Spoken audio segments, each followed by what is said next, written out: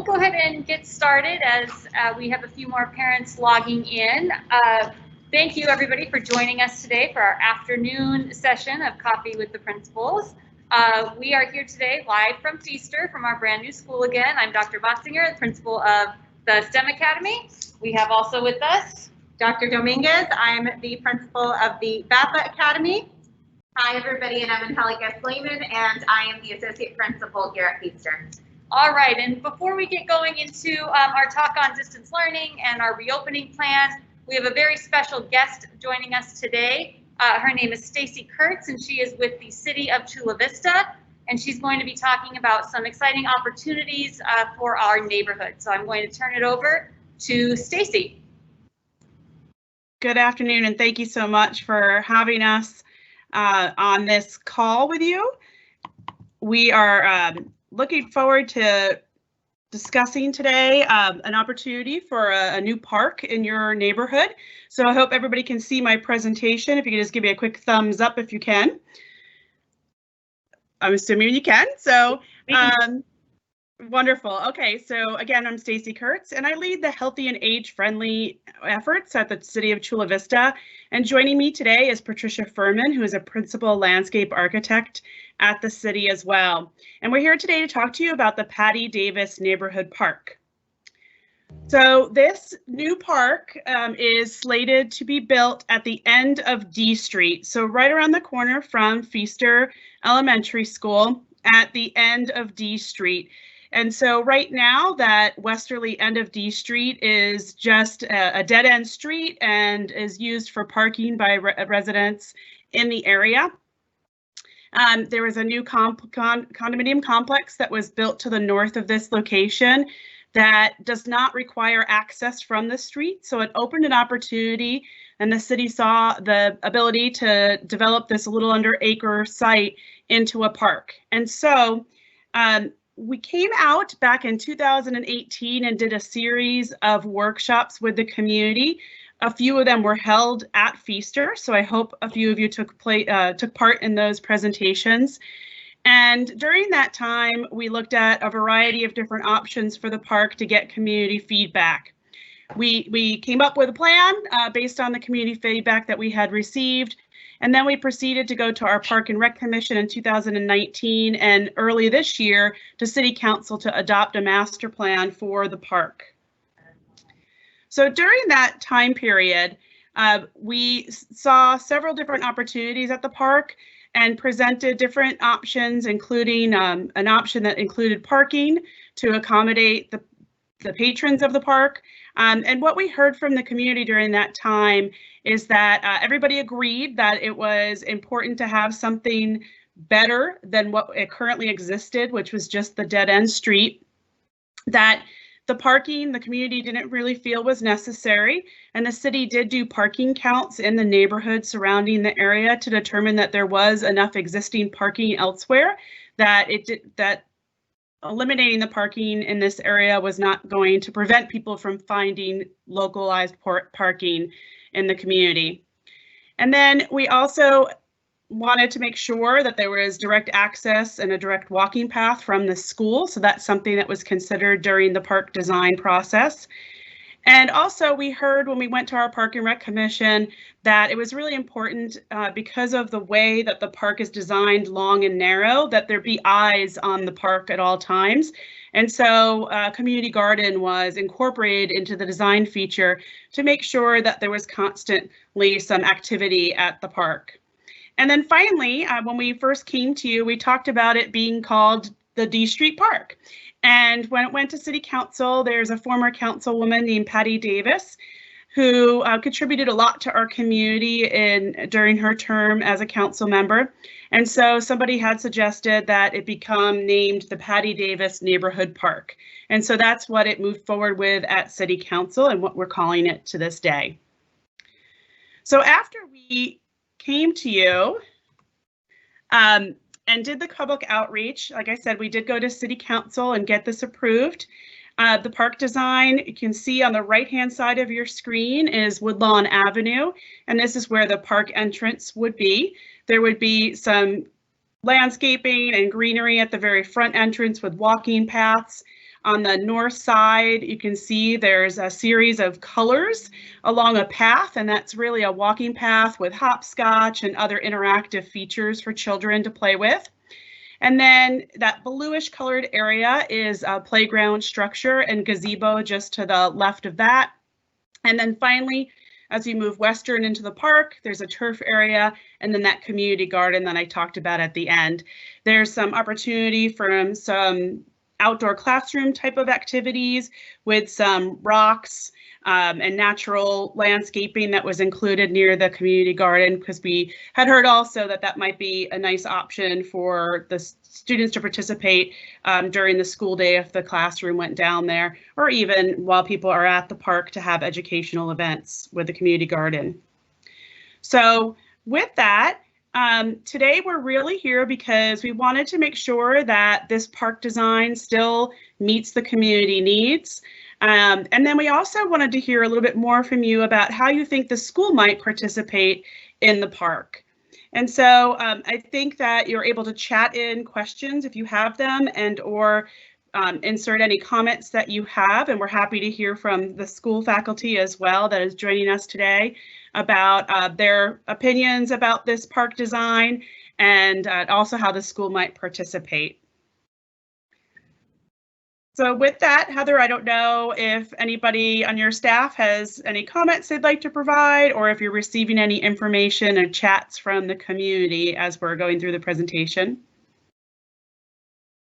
Thank you so much, Stacey. I'm checking the chat right now. We aren't seeing anything as of yet. I just sent out an announcement asking for parents to share, but if any of our staff members would like to speak, you're more than welcome to unmute yourself and share. I'll just say that I'm very excited about the fact that our community has a chance to share their input. I think that this is a really powerful experience for our families and for our community as a whole. And I think that this will be a really amazing area to come together. And I know Mr. Fraser has done a lot of work at these parks with cleanup, and he's been amazing with getting the students involved in just the beautification and the caretaking of our community. So we're very excited to have you here, and I love the Patty Davis namesake. I think that that's an awesome touch. So thank you so much, Stacey. And if I may add, my name is Mark Fraser, and I'm an 8th grade teacher at Vista Charter. And I'm lucky enough to run our greenhouse program that exists already on campus. And we grow produce hydroponically and donate all of the food that we grow to local services for the homeless, namely Father Joe's. And I just really am excited about the opportunity to introduce the opportunity to garden to the greater community. If I can get my students excited about it, and they know that they can actually access a plot to plant in the neighborhood, I think that would be a wonderful way for them to run with that knowledge and actually grow some healthy homegrown food. So I'm very thankful to the city for providing this opportunity, and I hope everyone has a wonderful day.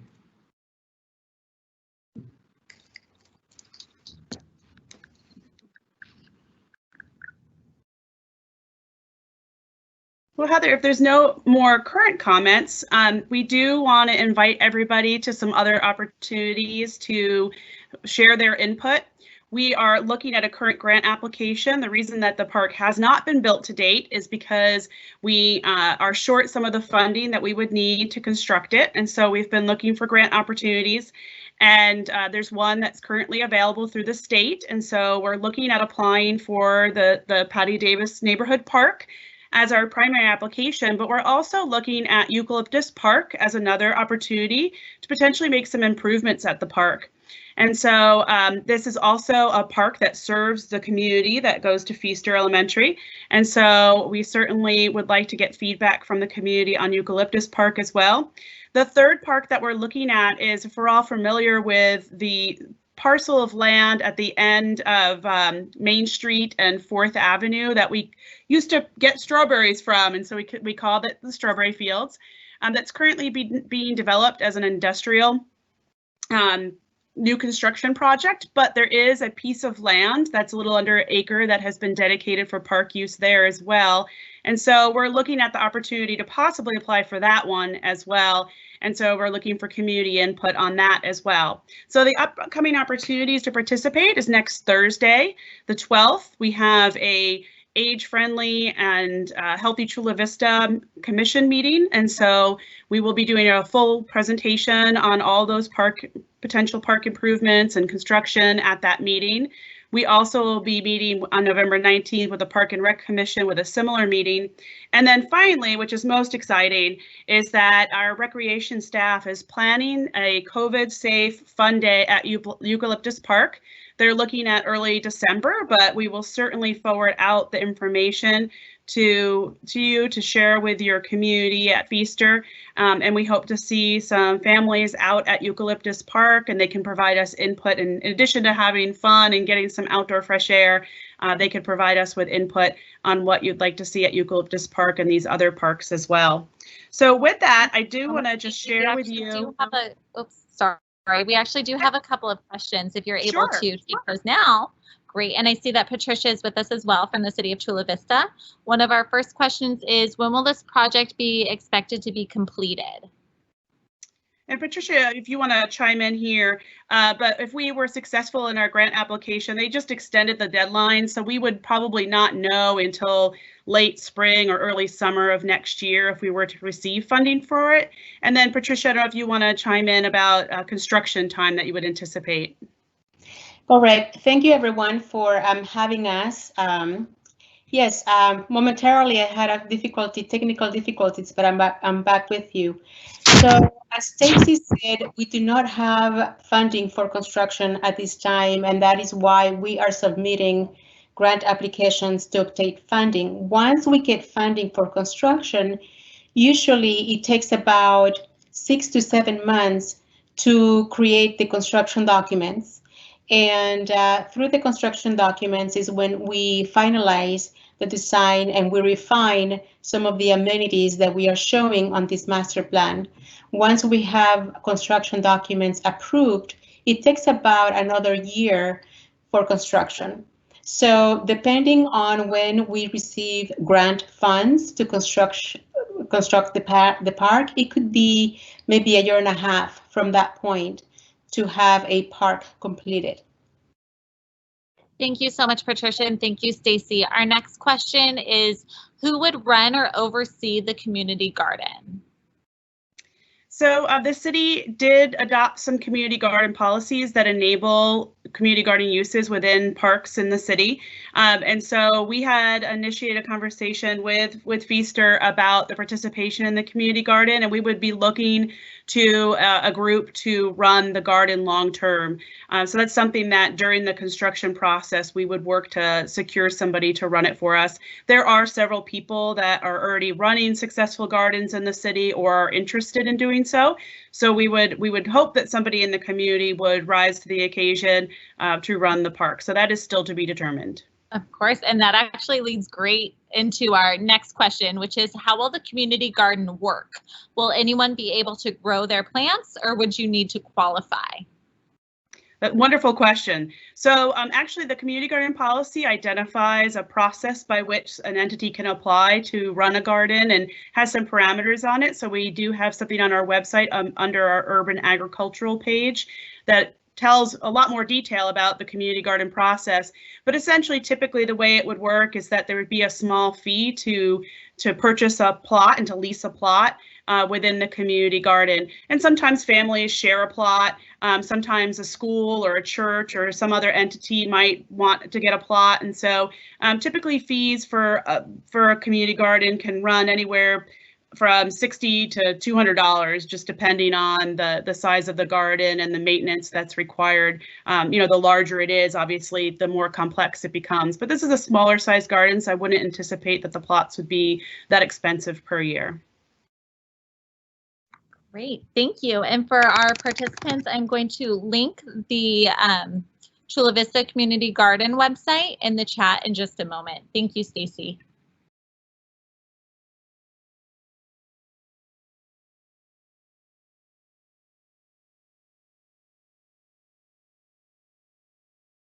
Sorry, Stacy, I think that you're muted.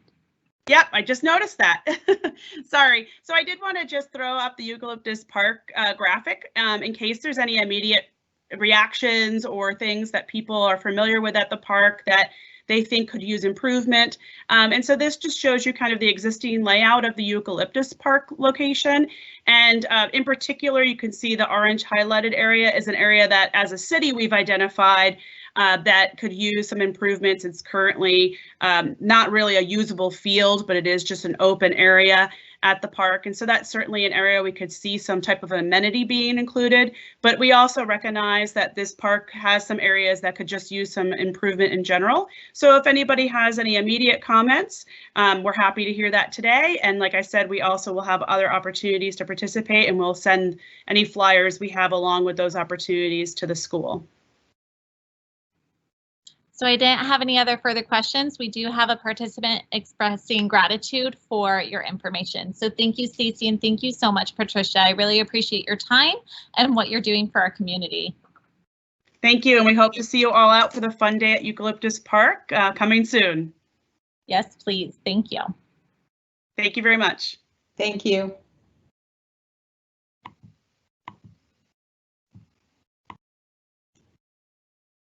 Thank you very much to Stacey for joining us this afternoon. We're going to continue on with our afternoon coffee. We wanted to give you a couple of highlights over the last 9 weeks of distance learning. I'm just going to wait till our current slides come up before moving on with our presentation. There we go. So again, thank you so much for joining us for our afternoon coffee with the principals. My name is Dr. Slayman, and I am the associate principal here at Vista.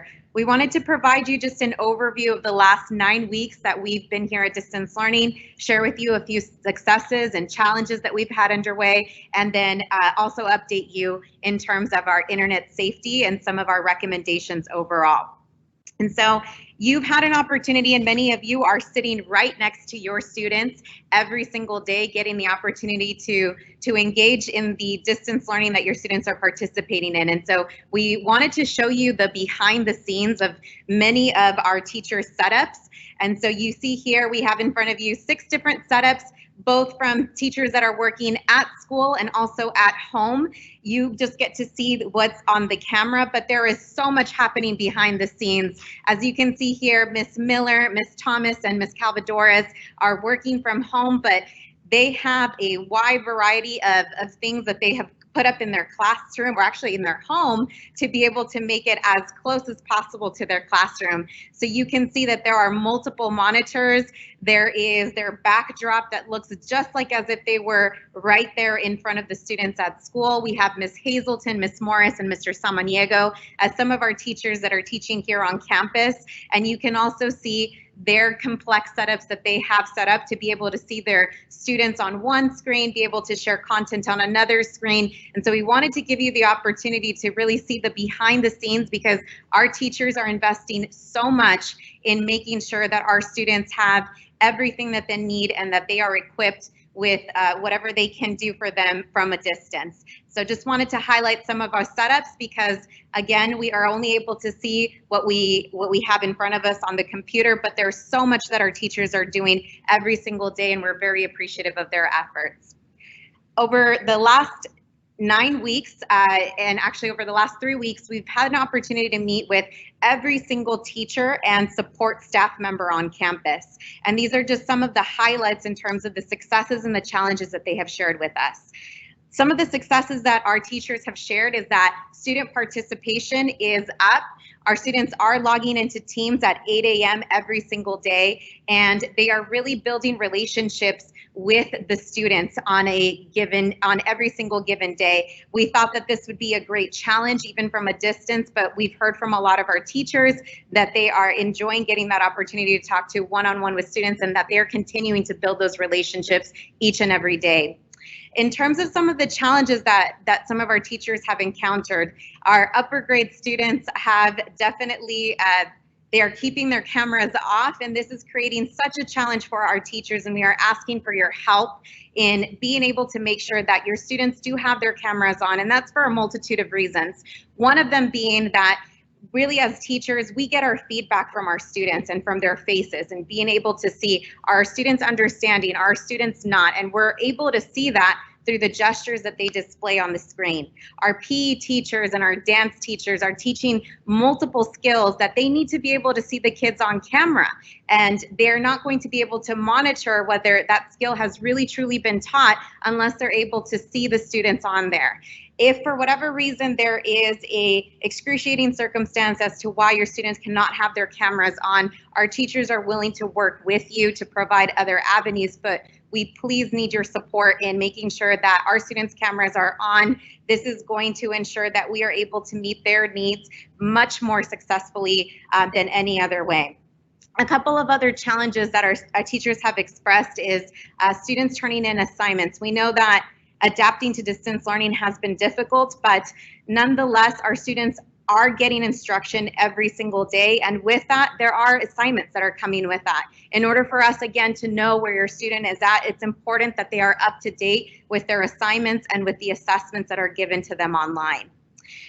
Also, we're asking for your support in that students are making sure to return throughout the day, and what we mean by that is we have a universal snack time, we have a universal lunch time, and sometimes we need students to come back after those sessions depending on what grade they are in. We are asking for your support that you make sure that after snack time, your students log right back in at 10:35 and after lunch at 12:40 if they are in the upper grades. Also, another challenge that we have seen and that we greatly need your support in is in communication. All parents, please, please, please, we need a valid email address on file with the school. If in case you are not receiving our information via school messenger, or sometimes we send out text messages, it's because we don't have a valid email address on file with the school. It is very important that you do so. If you do not have an email address, or if you don't have, or if you just want to verify what email address it is that we have on file, please do not hesitate to call the school at 619-422-8397, and we are happy to either verify what email address you have on file, or we are happy to walk you through the steps to be able to get a valid email address for us on campus. This would greatly help with the communication that is coming out from the school and from your teachers. So with that, I'm going to turn over and do a slight pivot to internet safety. So with internet safety, we have a couple of recommendations that we are suggesting for you that we want you to, again, your support is fundamental in this process. So on the next slide, we have a couple of suggestions for you.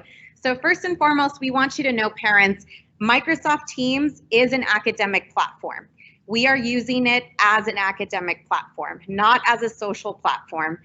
The chat and call feature are enabled even after school hours. And so what this means is parents, students have access to the chat and are able to call students at Vista and actually also at other schools.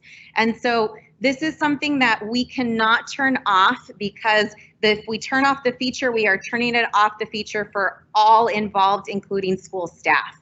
And so we are asking for your support that you on a maybe day-to-day or weekly basis, check in with your students, make sure that they are not calling each other on Teams, that they are not sending private messages to one another. We are using this platform, again, for academic purposes. We understand that socialization is going to be key, and it's something that all of our students need, and so we encourage them to use, with your permission, other platforms such as FaceTime or other features as a phone call to be able to communicate with the students if it's for non-academic reasons. We are also asking if you could please do not allow the use of the iPad after school hours, or use the iPad when it's unsupervised. This is usually when we see that students are going to attempt to call each other, attempt to go onto the chats, and so please, we are asking for your support and as much as possible for you to reiterate the message that Teams is an academic platform. Last but not least, we want you to know that the chats are never completely deleted, that students and other parents can take screenshots of students' correspondence, and so if it is that our students are calling each other or are sending private messages to each other, we are being made aware by teachers, and we will follow up again because we consider your partnership essential in especially this format in distance learning. And so with that, I want to introduce our community liaison. Many of you are familiar with her, Miss Claudia Acuna, who is going to be walking you through some resources that we have for you as our school and our community.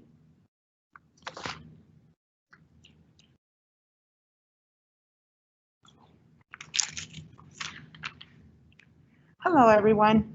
Well, my name, like Dr. Slayman said, my name is Miss Acuna. I'm here to help support the community. I work with different resource centers. I also work with people that could donate clothes, food, and legal services. So if anybody is in need of any of those services, that's what I'm here for. I also work with the community in any things that they need. For instance, I help trying to get classes for parenting. I'm looking into getting the classes that are the Julio, what was their name? Julio, yeah, positive parenting. Hopefully we'll get them by the beginning of next year. And one more thing.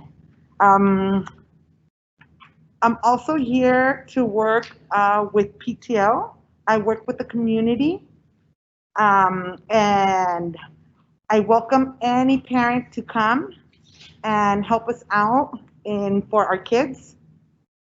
One more thing. Parent involvement. That's one thing that one of my major things here at this school.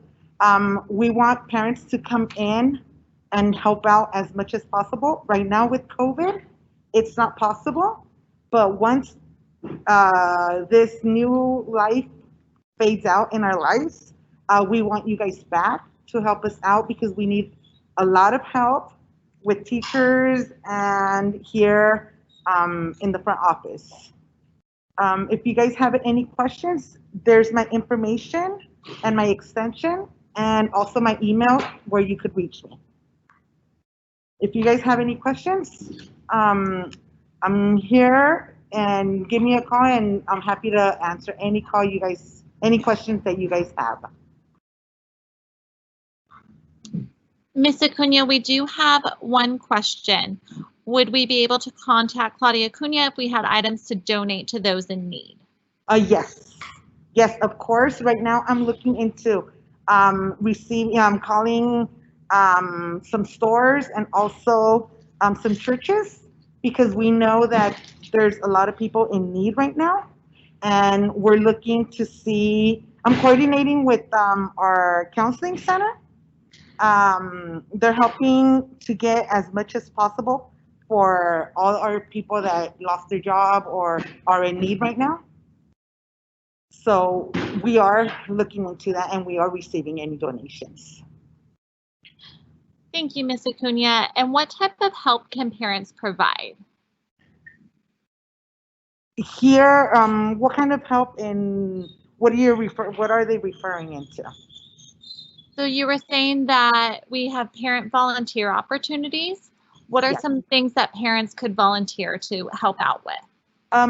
Well, right now with COVID, we are not accepting here at school coming in as a volunteer, but when it is open, we need help as in making copies for teachers, helping in classes, working with me in the PTO store because we do have that PTO store where we make funds for our students.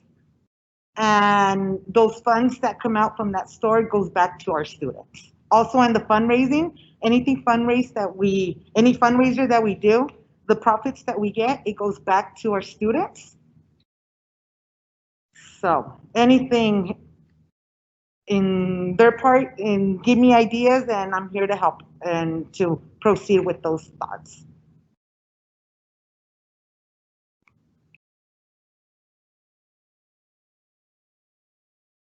Any other question? There are no further questions. Okay, well, if you guys need anything, my phone number and my extension is right there in my email too. If you you could reach me, and I'm happy to help you guys out. Thank you very much, and you guys have a great afternoon.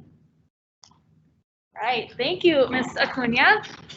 Hello again, everybody. My name is Dr. Motzinger, and I want to take a couple of minutes to give you some updates on reopening. Last time we talked, we had some preliminary thoughts about maybe reopening in November.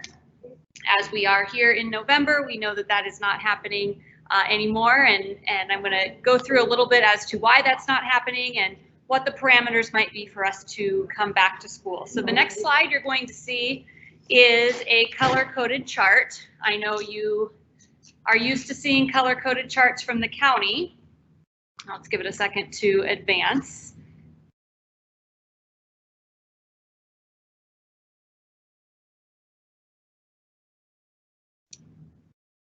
Are we able to move that chart to the next slide, or that slide to the next one?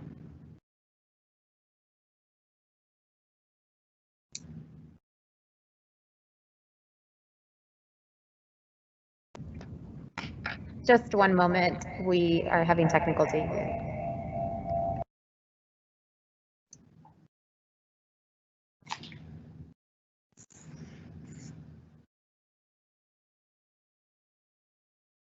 All right, looks like we're gonna restart it, no big deal. So here it is, okay. So the color-coded chart that you have in front of you, this is not the same one that you've seen in the news that comes from the state of California. The one that you're used to seeing, it has a purple tier, a red tier, an orange tier, a yellow tier. That is not this chart. So I don't want you to be confused by what this chart is showing you and what we've been seeing from the county. This is specific to school reopening only. And so what this chart shows us is when it would be safe to open the school in different capacities. So at the far right, you'll see red is the highest risk.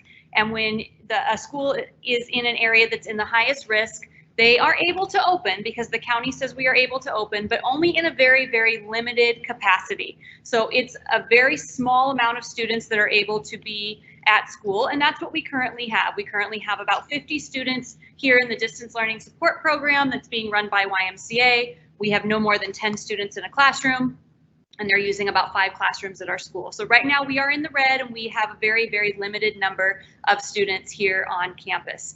It is our goal. When we talked about a reopening plan with you back in September, we talked about a hybrid model and some other opportunities to have more students come back, beginning with our K through 2 students. That wouldn't be able to happen until we get to the orange tier, which is, I'm going to explain in the next slide how we move between tiers. So Heather, if you could go ahead and move to the next slide. Okay, I know this is a little small, but I want to direct your attention to a couple things on this slide. Number one is the number that you see that the yellow arrow, the first yellow arrow is pointing to. It's pointing to 91910. That's the zip code that Feaster is in. And if you look at the bottom of where that yellow arrow is pointing to, it says 179. That 179 refers to our zip code having 179 positive cases per 100,000 residents over the last 2 weeks. If you direct your attention all the way to the far right of the screen, you'll see that the entire district, so Chula Vista is made up of many zip codes, 7 zip codes to be exact. The average of all of the entire district is showing that we are having 220 cases per 100,000 residents, and that means that the district as a whole is in the red tier. One question you might be wondering is how the district is comparing 100,000 students when there's more than 100,000 residents in the city of Chula Vista. So what they have done is they've given a ratio. They've created a ratio for the number of residents and made a scale score of that number to 100,000. So let me go back to 91910 for a second. Go back to the first yellow arrow that's pointing to 179. You'll see at the top of that column, the population in our zip code 91910, it's where Feaster is located, there are 83,925. So just shy of 100,000. So what they did is they took our case number, created a ratio, 160 over 83,000 residents, and they compared that to what our number would be if we had 100,000 residents. And that's where the 179 came from. They did the exact same thing with the district level. So they took an average. If the district as a whole has 364,000, they scaled that number to say what would that be per 100,000. So we are looking across all the zip codes in Chula Vista, and we're seeing all the zip codes as they are compared to 100,000 residents. So if all of that was confusing, what's most important for you to know is that currently our zip code here in 91910 has about 179 cases every 2 weeks. That's in the orange zone. 200 cases every 2 weeks would put us into the red zone. And so we are very close to being able to reopen, but we are not quite there yet. And Chula Vista Elementary School District as a whole, when you average all of the cases in Chula Vista, is over. They're at 220 cases per 100,000 over a 2-week period. And so we're watching those numbers every week. We get an update, and you can actually see that those last numbers were from a week ago. So we're going to update those again every week, and we'll continue to monitor the numbers so that we can think about what reopening might look like at Feaster. Rest assured, while teachers are working in their classrooms doing distance learning, we are working here at school trying to get prepared for when that day comes that we are able to reopen. And one of the things that we are focusing the majority of our attention on is these 4 big pillars. And we've been speaking to several doctors in Chula Vista who've been sharing with us the 4 keys to success when we do return to school are really following these 4 W's. So it's wearing your face covering, washing your hands often, watching your distance, staying 6 feet apart, and waiting to come to school or to work if you aren't feeling well. And so right now, and you can't see it now because we aren't walking around school, but this sign that you see behind me, we have that posted all over. You walk in the front door, you walk in the front office, on classroom walls. We have our signage posted, and we're trying to start getting those students that are here used to those 4 W's, because that is what's going to protect against exposure. So I'm going to turn it over now to Dr. Dominguez. She is going to share a little bit with you about what else we are doing to help be ready for the day when we get to finally reopen.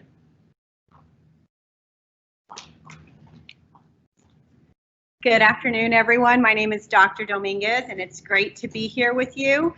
So like Dr. Motzinger was sharing, we are working hard to prepare for the day that we do reopen. Although we do not have a date currently, there's a lot of preparation that goes behind making sure that we're ready. And so one of the pieces that is key in this is ensuring that we have all of the correct PPE, or the protective equipment that we need for our staff members as well as for our students. So what you're seeing on the screen right now are examples of the PPE that we currently have.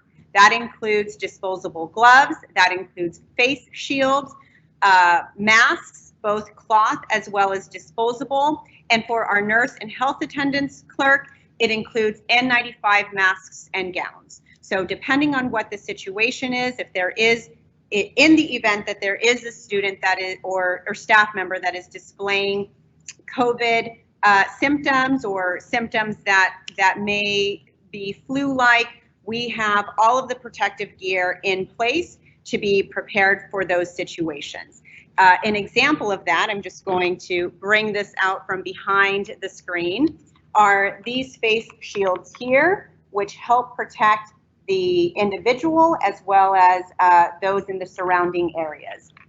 One other piece of information to note is that our front office and our lounge and all common work areas, they currently have plexiglass as an added layer of protection, as we know that those can be common areas where people are congregating and coming together. So we just want to make sure that everyone is safe, the safety and health of our students as well as our teachers and staff is of the utmost importance, and we certainly have the protective gear to ensure that. So part of the preparation that goes into reopening is adjusting and accommodating our classrooms. So what you'll see here on the screen is a picture of a second grade classroom where the desks are 6 feet apart from each other as well as from the teacher desk. And so what that means is that certainly there will be a reduced class size. We will have to be removing all non-essential furniture from the classroom. So you'll notice that there are some boxes and some bookshelves. And so anything that is not absolutely an essential need in the classroom, we will be removing just to create extra space for students and for teachers. And like I mentioned, each of the desks are 6 feet apart from one another as well as the teacher desks. Okay. What you're seeing here is our timeline. So we are now November 4th, and we have done a lot in preparation up to this point. Certainly we have a lot more to do. And so what you'll see is that for November 4th, we have a coffee with the principals to communicate with our community members.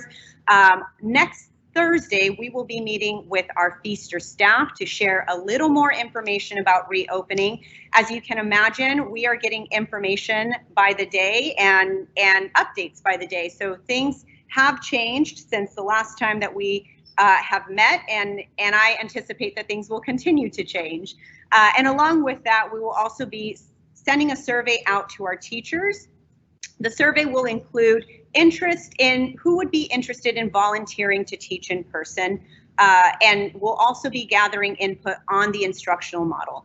As was shared earlier, there are a few models that are being floated around in terms of what in-person instruction will look like, and certainly we'll be gathering input from our teachers to discuss what those let me rephrase that, input from our lead teachers to support with what our instructional models will look like.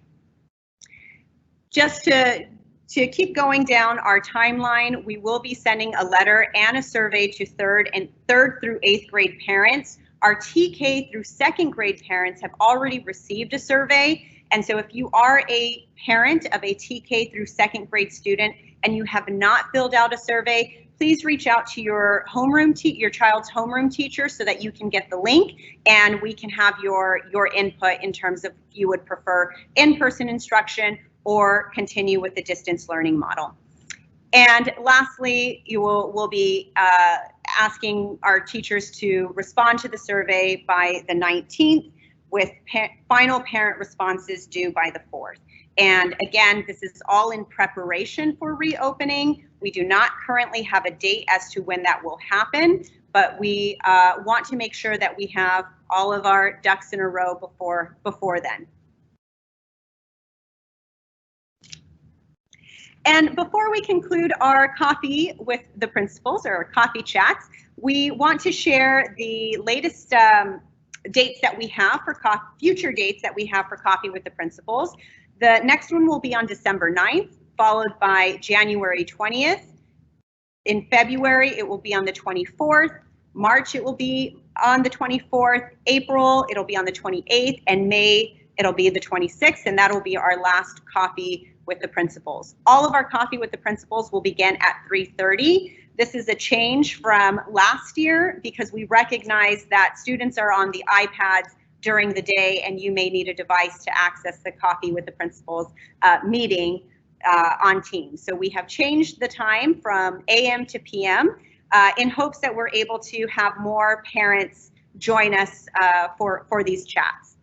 And before we end, the last piece that I would like to just remind families is that we currently have a family needs assessment that was created by our counseling department so that we have a better understanding of how families are doing during this very, very weird time of COVID. And so if you could please reach out to your child's teacher and take the survey. The information is very helpful as we create next steps and plans for how to support families as well as community members. So with that, that concludes our coffee with the principals, and we are open for questions.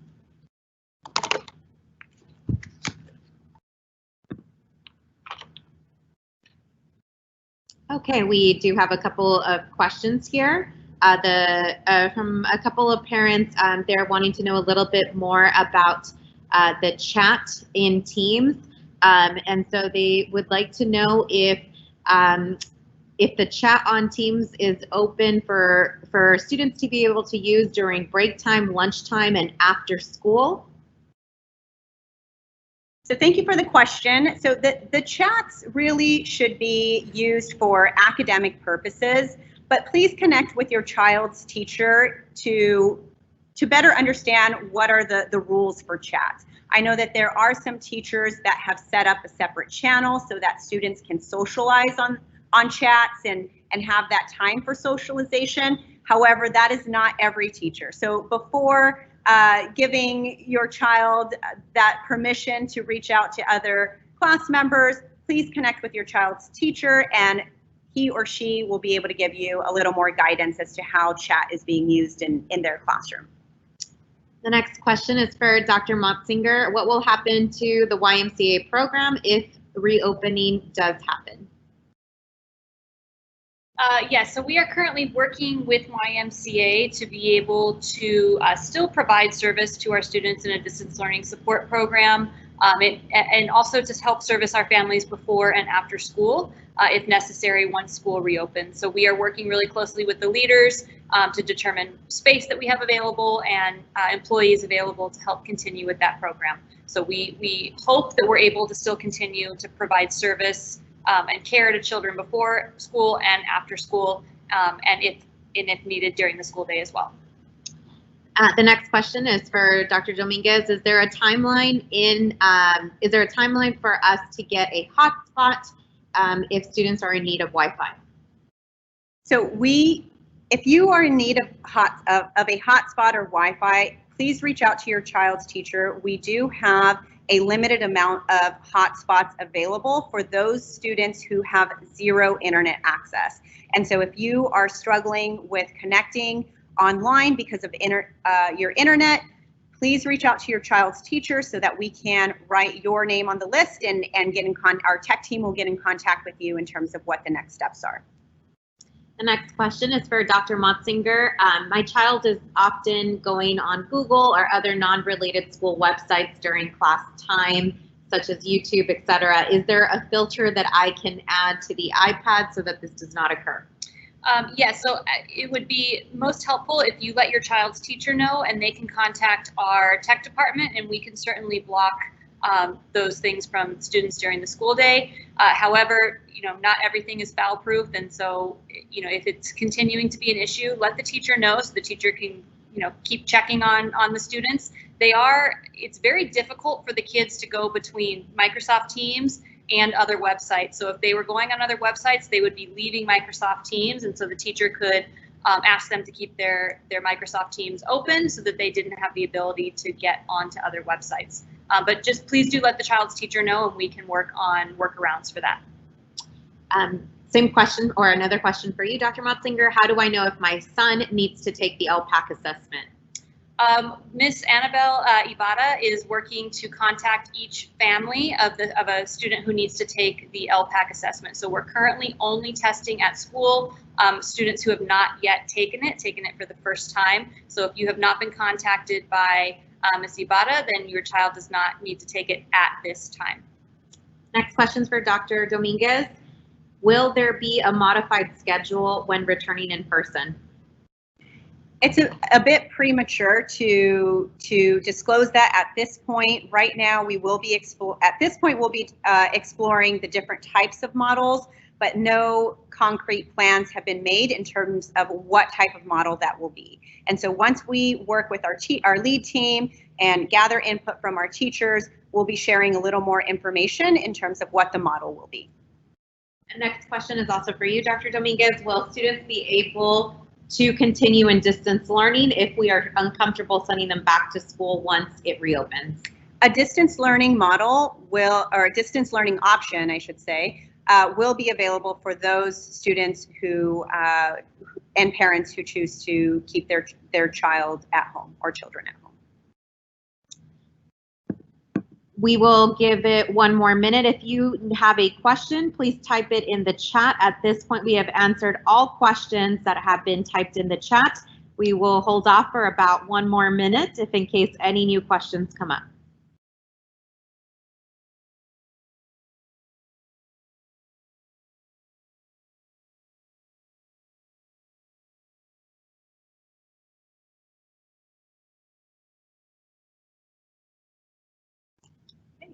Well, thank you so much for joining us on this afternoon. We really appreciate you attending.